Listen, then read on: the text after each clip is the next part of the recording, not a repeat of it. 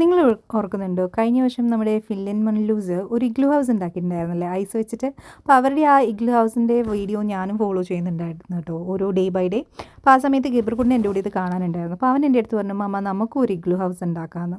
ഞാൻ അവനോട് പറഞ്ഞു, യു കെയിൽ എവിടെയാണ് എൻ്റെ പൊന്നുമോനെ ഇതിന് മാത്രം തണുപ്പിരിക്കുന്നത്, ഐസ് ഉണ്ടാക്കി പിന്നെ മഞ്ഞ് വെച്ചിട്ട് ഇതിനെയൊക്കെ പിടിപ്പിക്കാനായിട്ട്, അതുകൊണ്ട് നമുക്കതിനുള്ളൊരു ഓപ്പർച്യൂണിറ്റി ഇല്ലയെന്ന്.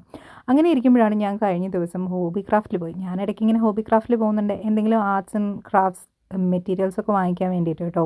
അങ്ങനെ ചെന്നപ്പോഴാണ് ഇതവിടെ ഇരിക്കുന്നുണ്ട്. എന്നാൽ പിന്നെ ഒരെണ്ണം വാങ്ങിച്ചു കൊടുത്തേക്ക്, ഒരാഗ്രഹം പറഞ്ഞല്ലേ എന്ന് പറഞ്ഞ് വാങ്ങിച്ചു കൊണ്ടുവന്ന് ഇതുണ്ടാക്കുക. ആദ്യം ഉണ്ടാക്കിയപ്പോൾ മൊത്തം തെറ്റി, പിന്നെ ഒന്ന് തെറ്റിയാൽ മൂന്നെന്നാണല്ലോ.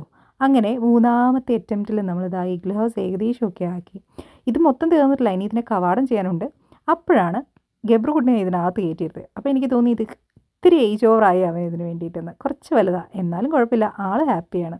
അപ്പോൾ ഇതാണ് നമ്മുടെ ഇഗ്ലൂ ഹൗസ്.